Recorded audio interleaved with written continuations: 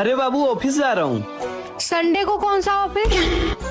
अरे आज urgent meeting है, अगर नहीं गया तो जॉब से निकाल देंगे बॉस। ठीक है जाओ। हेलो मुस्कान जी। हाय सूरज जी, आज किसकी तबीयत खराब है? आज किसी की तबीयत नहीं खराब है, बस आपको देखने के लिए आ गया मैं। लेकिन सूरज जी यहाँ पे बस पेशेंट ही अलाउ हैं। हाँ तो मैं पेशेंट ही तो हूँ आपके प्यार में। चलो फिर सुई लगवा लो। तो लगाओ ना।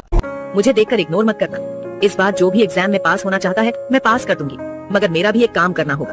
तुम्हें इस वीडियो को एक लाइक और चैनल को सब्सक्राइब करना होगा और 5 सच्चे मित्र को शेयर करना होगा। और मेरे बेटे जाते जाते कमेंट में आओ ना। चलो चलो।